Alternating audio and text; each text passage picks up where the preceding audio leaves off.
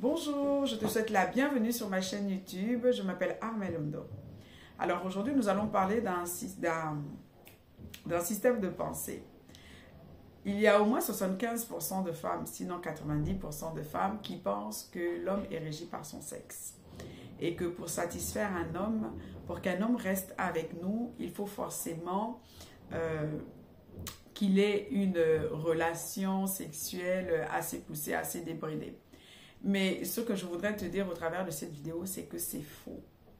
Un homme ne reste pas avec une femme parce que, entre guillemets, c'est un bon coup au lit.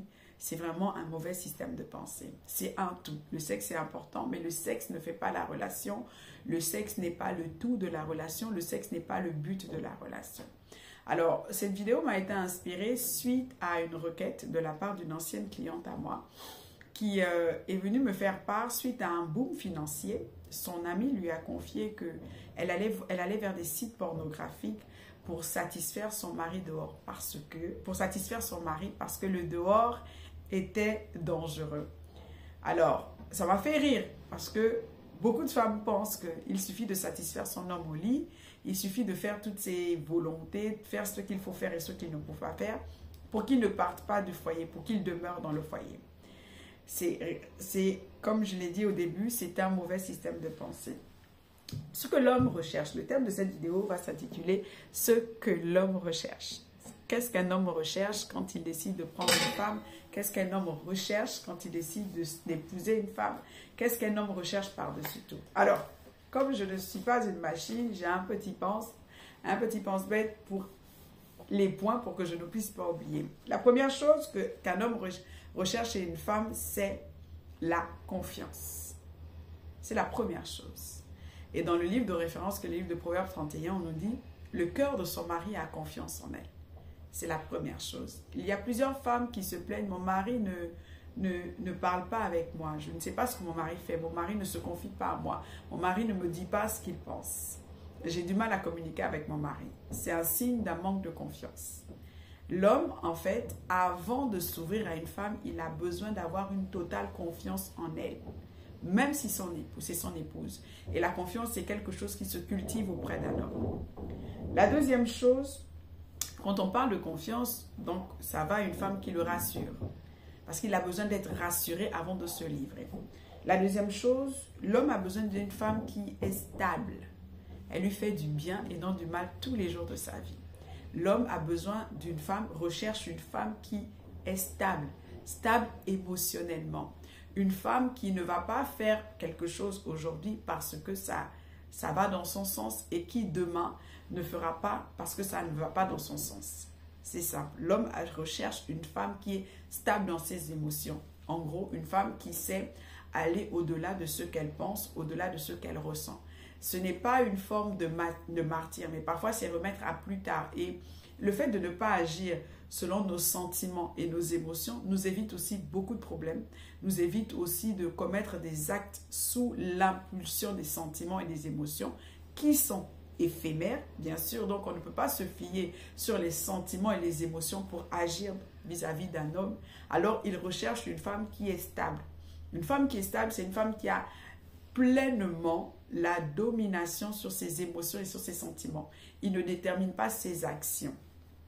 L'homme, donc, recherche une femme qui est travailleuse. Oui, l'homme a besoin d'une femme qui est travailleuse. Et quand on dit travailleuse, ce n'est pas forcément, parce que souvent, quand on parle de femme travailleuse, on pense que c'est la femme au foyer qui assure toutes les tâches, c'est la femme multitâche. C'est vrai que c'est notre fonction parce que nous sommes en même temps épouse, nous sommes en même temps femme, épouse, mère, entreprenante pour celles qui entreprennent, et nous avons la gestion du foyer, nous avons la gestion de plusieurs casquettes au quotidien. Mais il faut savoir aussi que quand la communication est bonne dans le couple, l'homme aussi peut avoir sa place dans ce quotidien de façon à nous alléger. Mais ce n'est pas le thème de la vidéo. Donc l'homme cherche une femme qui est travailleuse. Et là, je voudrais beaucoup, quand on parle de travailleuse, donc pas une femme qui est paresseuse. L'homme a besoin, je veux parler de, plutôt de ce travail au niveau intellectuel. le travail n'est pas le travail dont l'homme aspire pour sa femme, n'est pas tant cette aide physique, quoique importante, mais ça ne se limite pas à ça. Un homme a besoin d'une femme qui fasse tourner son cerveau. Qui fait tourner son cerveau. On va dire ça comme ça. Une femme qui fait tourner son cerveau. Un homme a besoin d'une femme qui réfléchit. Un homme a besoin d'une femme qui a la bonne information au bon moment. En gros, tout couple a besoin d'une extension, d'une percée financière. Tout couple a besoin, toute famille a besoin pour s'assurer un lendemain de faire des investissements.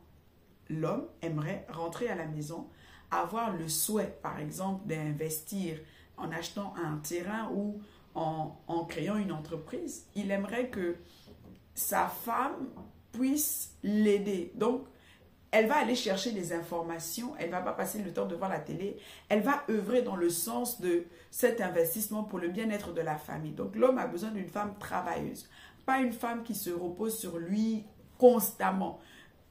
J'attends tout de toi, décide. Non, l'homme a besoin d'une femme travailleuse. Et là, je veux mettre l'accent sur cette femme qui fait travailler son cerveau en fonction des besoins de sa famille, des besoins de son homme, même de ses propres besoins.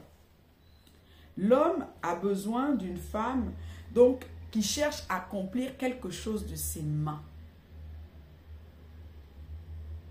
L'homme a besoin de ça. Une femme qui cherche à accomplir quelque chose de ses mains. C'est important. C'est important parce que quand tout vient de l'homme, l'homme aussi a besoin d'être surpris. L'homme aussi a besoin de vivre, de savoir qu'il peut compter sur elle. Il y a plusieurs hommes qui se plaignent, par exemple, d'être financièrement au poste de tout. Alors que quand on décide de prendre une femme, oui, on la couvre financièrement. On peut prendre 75 selon les foyers. Il y a certains foyers, par exemple le foyer de mon petit frère, où c'est 100%, l'homme prend 100% des charges. Mon foyer, mon mari prend 100% des charges. Mais ça ne m'empêche pas, moi, par exemple, grâce au travail de mes mains, de venir et d'intervenir sur certaines charges. L'homme a besoin de ça, de se sentir aussi épaulé financièrement. Et à moins qu'il y ait un arbre où nous puissions aller cueillir des billets, le seul moyen pour gagner de l'argent honnêtement, humblement, en toute intégrité, c'est le travail de ses mains. Donc, l'homme recherche une femme qui puisse rebondir sur les aléas de la vie grâce au fruit du travail de ses mains. L'homme cherche une femme productive. Oui, c'est ce genre de femme à qui on confie quelque chose, elle le transforme. L'homme cherche une femme productive. L'homme cherche une femme prévisible. C'est important. Et quand on parle de prévisible, prévision, je voudrais associer cela à organisation. L'homme cherche une femme organisée. Je prends le cas. Quand un homme pense à une femme, il pense au bien-être qu'était sa mère dans sa vie. Il a besoin d'une femme organisée. Il y a beaucoup de tâches qui sont à la solde de la femme. C'est une réalité, mais c'est notre quotidien. C'est notre vie. Franchement, je ne sais pas, je ne pense pas être une extrémiste maso, mais j'aime bien avoir le contrôle de ma maison. J'aime bien avoir le contrôle de ma famille. Même s'il y a certaines tâches que j'apprends à déléguer, mais j'aime bien avoir le contrôle. Et l'homme souhaite avoir une femme qui organisée, qui ne passe pas certaines tâches. Par exemple, il est parti le matin, ou vous êtes partis ensemble le matin, et quand il rentre, il n'y a pas à manger sur la table. Même si je sais qu'il peut aussi se faire à manger. Mais l'homme est le chef, et tout chef, tout leader aime être servi. C'est à lui de vous donner cette pulsion-là, de vous servir avec amour et fidélité. Alors, s'il arrive et que, au lieu d'avoir, c'est l'heure du repas, au lieu d'avoir le repas, et là vous commencez à lui donner des raisons, non, ça cause beaucoup de problèmes. L'homme cherche une femme capable. Oui, une femme capable. D'abord capable de l'accepter tel qu'il est, à son niveau, dans sa saison, avec sa dimension financière. L'homme cherche une femme capable. Et quand on parle de femme capable, j'entends beaucoup de femmes dire « Mon mari ne fait pas telle chose, mon mari ne fait pas telle chose, mon mari ne fait pas telle chose, mon mari ne fait pas telle chose, mon mari n'est pas comme ton mari, mon mari n'est pas comme le mari de ceci, mon mari n'est pas comme ça. Ah, si tu connaissais mon mari. » Mais en réalité, ce que vous souhaitez réaliser avec votre mari pour le bien-être de votre famille, vous pouvez le faire. Il y a des foyers où ça viendra de la femme et non de l'homme. Oui, il y a des foyers où il faut accepter. Ça ne viendra pas forcément de l'homme. Ça pourra commencer avec la femme et terminer avec l'homme. Ça pourra commencer toute seule et terminer toute seule. Comme ça pourra commencer avec lui et terminer avec lui. Mais on gagne plus de valeur à être celle qui impulse les choses dans la famille. Celle qui a l'initiatrice de beaucoup de choses. Et pour être l'initiatrice de beaucoup de choses, il faut être capable. Il y a beaucoup de femmes, l'une des instabilités émotionnelles des femmes, c'est de ne pas avoir la vision sur l'avenir. Parce que quand elles voient le quotidien, elles ne voient rien se former. Et du coup, elles sont là, elles regardent, elles commencent à dire, mais si seulement on pouvait être un couple comme ça. Ah, mais si seulement mon mari m'écoutait. Mais en fait, si tu travailles, si tu as le fruit de tes mains, et même si tu n'as pas encore le fruit de tes mains, mais tu peux te lever et toi acquérir. Dans le Proverbe 31, il nous dit, elle pensait à un terrain et elle possédait le terrain. Ça veut dire que tu peux penser et le posséder. Il faut être capable. Et l'homme aime une femme capable. Et j'invite les femmes à plus emmener des preuves, matérialiser leurs souhaits, leur vision, leur désir auprès de leur mari, que tout le temps essayer à les attirer ou à être l'auteur de ces initiatives. Tu vois que vous êtes une famille et que vous n'allez pas en vacances, mais rien ne t'empêche, toi en tant que femme, d'impulser ça, d'emmener ça à tes propres frais dans ta famille. Ça ne fera pas que lui c'est le chef, non. Au contraire. C'est comme ça aussi, tu pourras lui donner la bonne habitude et surtout le plaisir de prendre un temps en vacances. L'homme aime une femme qui veille. Oui. Dans le Proverbe 31, on nous dit, elle sait tout ce qui se passe dans sa maison.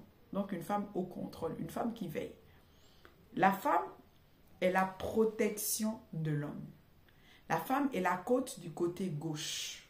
On dit que c'est la côte, mais du côté gauche, celle qui protège le cœur.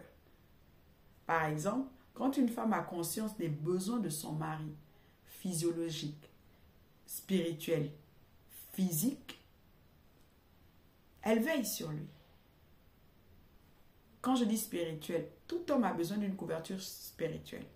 Et les hommes ne sont pas dans les détails. C'est comme ça que Dieu les a créés. L'homme, c'est la grande ligne. La femme, c'est le détail. L'homme va te dire, je veux un hôtel. Mais il ne va pas te dire, il va dire, je veux un hôtel. Il verra rentabilité.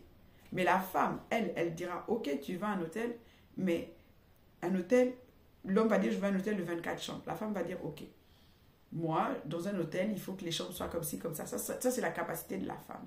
C'est la sensibilité de la femme et c'est un don chez la femme. Alors, l'homme a besoin d'avoir une femme qui veille. Qui veille. Tu dois veiller. Sur le plan spirituel, il y a des prières qu'il ne fera jamais.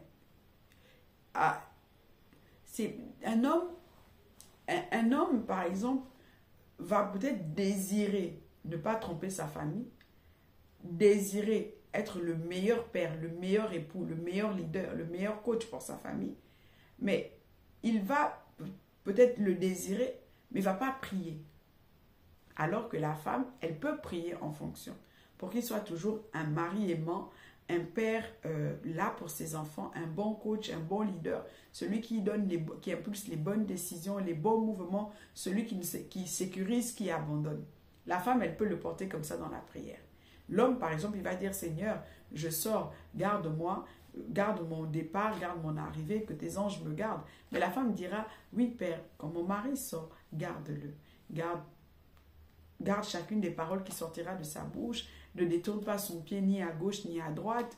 Père éternel, je te le confie. Éloigne, parce qu'elle est dans les détails. Sa sensibilité l'emmène dans les détails.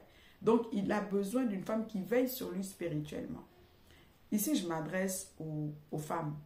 Mais plus tard, je ferai des vidéos où je m'adresserai aux hommes pour permettre la conversation dans le couple. Mais ici, je m'adresse. Donc, ne dites pas que je vous demande beaucoup. C'est juste parce que là, il y a plus de femmes et je m'adresse aux femmes. Donc, sur le plan physiologique, par exemple, on sait toutes aujourd'hui que la sexualité d'un homme n'émane pas des sentiments, des émotions ou de l'amour. C'est plus parce qu'il en a besoin. Quand un homme et une femme ont des rapports sexuels, quand l'homme éjacule, il y a certaines hormones qui sont déclenchées, dont une hormone qui favorise le sommeil, une hormone qui favorise le bien-être. Du coup, il y a certains hommes tous les hommes ont besoin d'avoir des rapports sexuels. Et ça fait partie d'une obligation dans le foyer à ne pas négliger. Donc, il a besoin de ça. Quand on dit physiologique aussi, il a besoin de manger, mais il n'a pas besoin de manger n'importe quoi. Vous le connaissez, comment il a été, comment Dieu l'a créé, quels sont ses ennemis sur le plan alimentaire, quels sont ses amis, de quoi il mourrait. Donc, dans la famille dans laquelle il est sorti, ils sont diabétiques, ils sont hypertendus. Donc, il y a beaucoup de choses sur quoi il va falloir veiller. Il y a beaucoup de choses. Et ça, c'est le rôle de la femme. Physiquement aussi, elle doit veiller sur son apparence, elle doit veiller sur ses relations, elle doit veiller, il y a plusieurs, mais l'homme a besoin d'une femme qui veille sur lui. Parce que, comme je vous ai dit, quand l'homme voit femme, sa première référence est sa mère. Et aussi longtemps qu'il ait le souvenir de sa mère, à moins qu'il soit orphelin dès la naissance, mais il a quand même une figure maternelle. Il sait, il vous dira, il ne vous dira pas, mais il s'attend à ce que vous vous occupez de lui comme sa mère. Parce que sa mère prenait soin de lui sur le plan physique, sur le plan spirituel, sur le plan physiologique. Elle le comblait. La mère ne peut pas combler le côté sexualité de l'enfant, oui, mais la mère, comme on appelle, nourrit sa cage émotionnelle, sa soif émotionnelle. Voilà, donc sa mère le nourrissait, sa mère prenait soin de lui. Donc quand un homme voit femme, la première chose qu'il va faire, il va l'identifier à sa mère et il va s'attendre au même traitement, sinon plus. Et donc, une femme qui protège sa maison de tous les aléas. On protège sa maison spirituellement, on prend soin d'elle. Quand on prend soin d'une maison, on protège. Parce que beaucoup de femmes pensent que le mariage, c'est le sexe, la nourriture et l'argent. Non. Le mariage, ce n'est pas le sexe, la nourriture et l'argent. C'est 3 éléments importants, mais ces 3 éléments ne font pas le mariage. Il y a l'atmosphère dans la maison aussi. J'espère que tu es déjà abonné à ma future chaîne YouTube Armeloun, Un foyer en harmonie, parce qu'on va parler de ça. Il y a l'atmosphère. La femme est la créatrice d'atmosphère.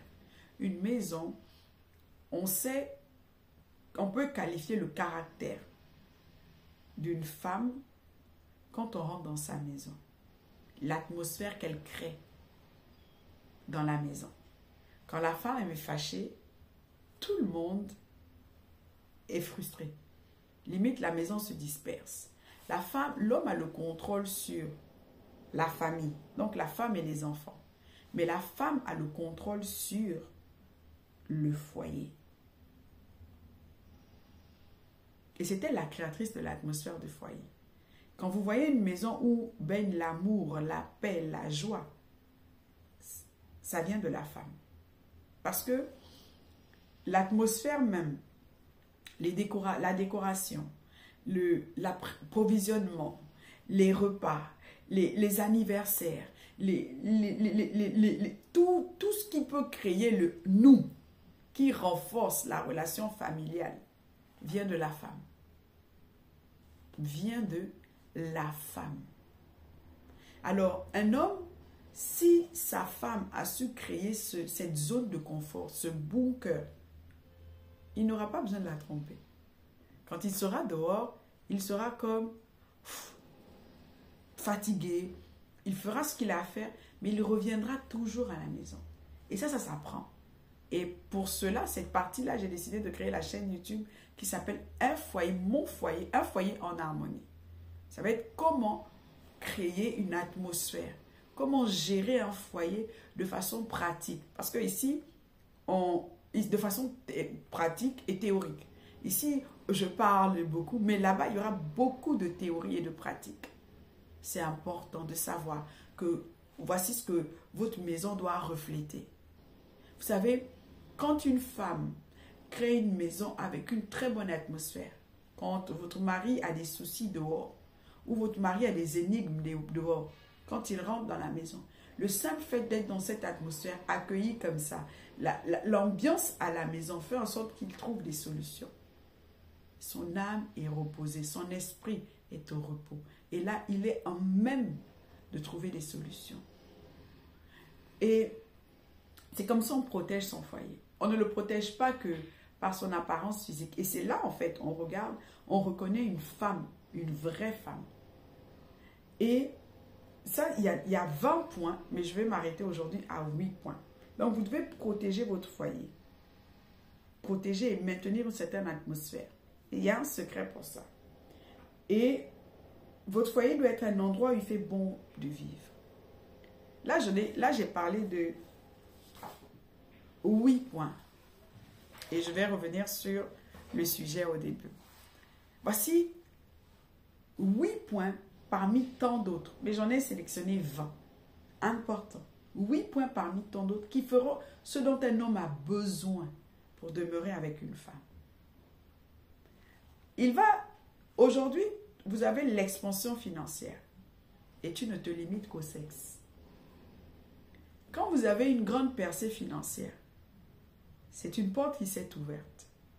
Mais la maintenir crée en l'homme une grande pression parce qu'il ne veut pas revenir à l'ancienne. Mais si toi, tu ne décides que de le garder en allant t'inspirer sur les sites pornographiques et te dire que c'est le sexe qui va maintenir mon mari, ma relation, tu te trompes. Tu te trompes. Au contraire, c'est à ce moment-là où tu dois te lever et commencer à réfléchir intelligemment ou investir cet argent de façon solide. Un homme va rester avec une femme où il trouve son compte. Il gagne. C'est pourquoi je dis souvent, tu peux mal te marier. Mais si tu sais ce qui fait marcher ton mariage, on va oublier le fait que tu seras mal marié. Le mariage est une école en soi. C'est un équilibre. L'homme cherche chez une femme un équilibre. Et la femme cherche aussi chez un homme un équilibre. Mais pour avoir une femme heureuse, il y a 3 aspects. Il suffit qu'elle se sente aimée, unique aux yeux de son mari. Numéro 1. Qu'elle se sente en sécurité spirituelle. Qu'elle se sente en sécurité financière. Et quand on parle de sécurité financière, ce n'est pas seulement le fait d'avoir de l'argent.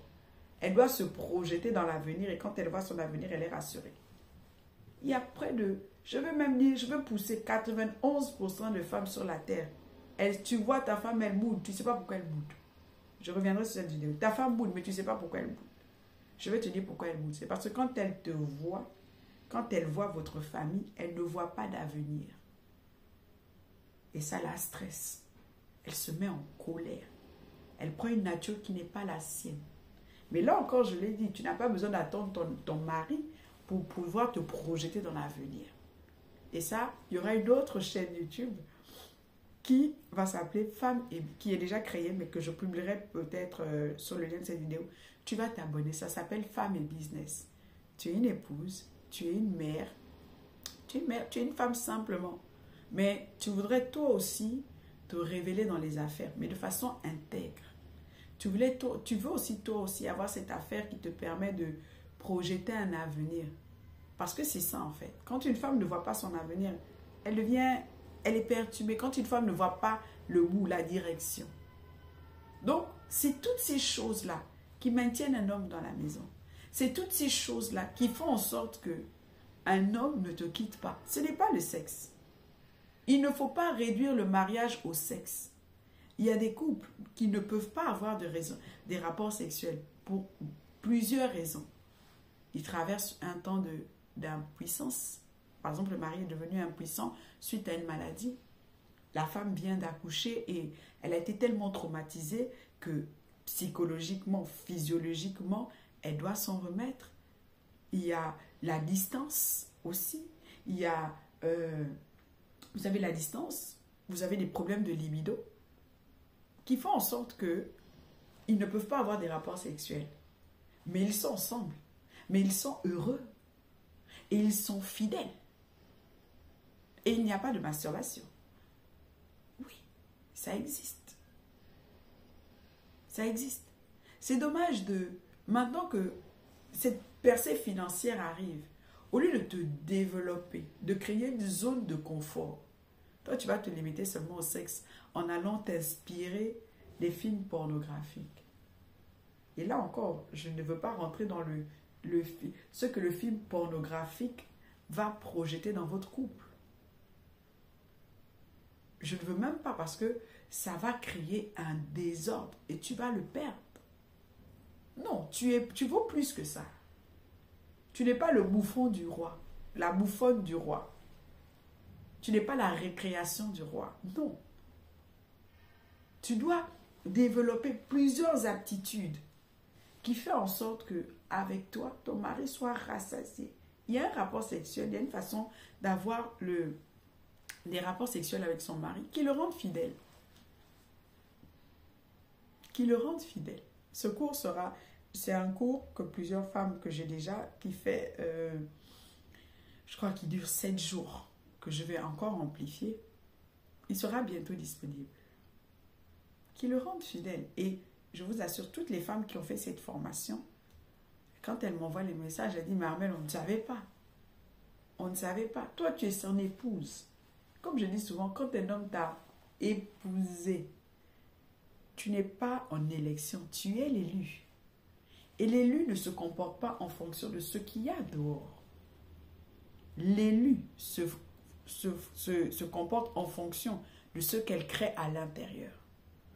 Tu ne vas pas, ton assurance ne te vient pas de ce qui se passe. Ton agissement, non, ça dit que tu es agité, tu as peur. Et beaucoup de femmes ont peur. Elles sont rentrées dans le mariage avec la peur que le mari la quitte, avec la peur du divorce. Mais l'assurance et peur ne vont pas ensemble. Donc, tu ne peux pas fonctionner comme ça.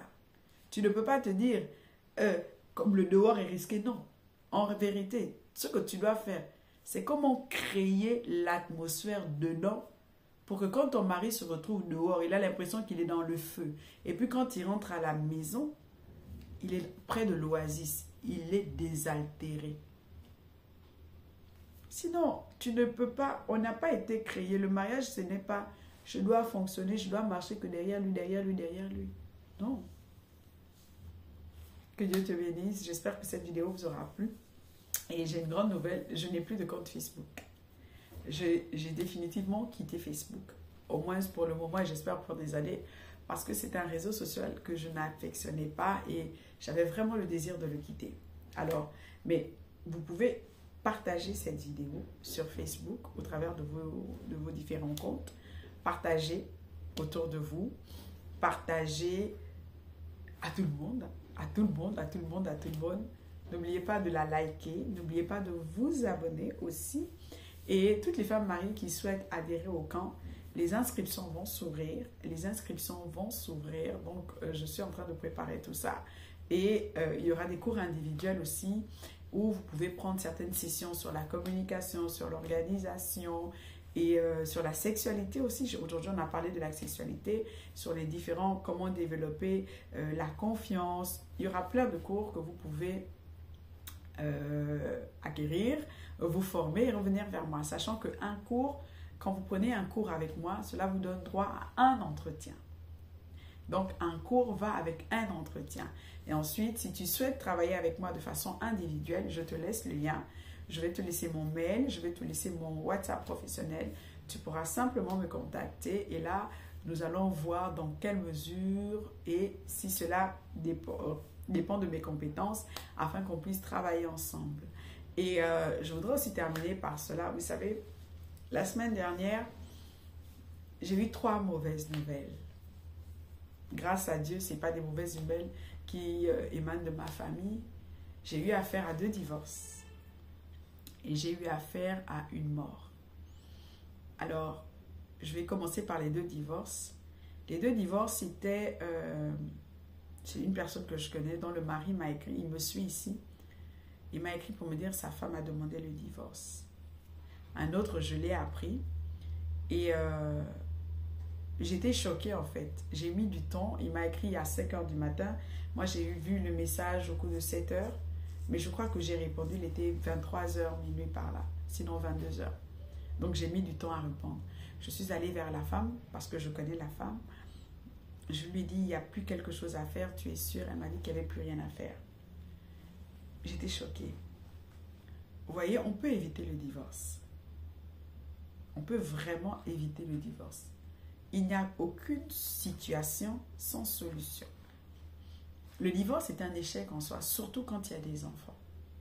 Parce que même si pour vous, ça vous conforte, mais ça laisse des grands points d'interrogation dans la vie de vos enfants. En même temps, je n'encourage pas les mariages où on souffre, où on suffoque. Mais les mentalités doivent évoluer. Vous avez des psychologues, vous avez des conseillères conjugales, vous avez des coachs. Il suffit que vous sentez à l'aise avec quelqu'un. Vous ne devez pas hésiter à sortir du cadre de la famille, qui est un cadre qui est beaucoup dirigé par les sentiments et les émotions. Votre mère va vous conseiller, elle vous dira peut-être que le mariage c'est comme ça. Votre père ne voudra peut-être pas vous entendre. Vous avez tellement honte de la situation que vous ne pouvez pas en parler à votre entourage. Mais les mentalités doivent évoluer. Avant de divorcer, vous devez faire tout ce qu'il faut pour empêcher cela. Et quand on dit que les mentalités doivent évoluer, de la même manière, vous pouvez prendre un avocat pour vous aider à sortir de ça. Je crois que vous pouvez prendre aussi une conseillère ou un conseiller matrimonial afin de vous aider. Afin de vous aider. Je crois que c'est important parce que le divorce est un échec en soi. Le divorce est un gros regret. Et quand j'ai parlé avec les 2 conjoints, l'homme avait énormément de regrets. La femme avait énormément de regrets. Mais on aurait pu l'éviter.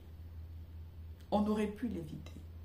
Quand vous êtes fiancé, et c'est un programme que j'ai ouvert maintenant, au lieu de penser à quand vous allez vivre ensemble, je vous ai dit, le mariage marche parce que vous appliquez les lois du mariage. Le mariage marche parce que vous faites ce qu'il faut faire. Et le mariage est une école. C'est pas une école, c'est pas comme vous n'allez pas dire, les choses ne sont pas innées, ça s'apprend. Et parfois, quand vous êtes fiancé, au lieu d'aller tout le temps au restaurant, c'est bien d'aller au restaurant, de vous faire beaucoup de cadeaux, non. Le quotidien est un poids.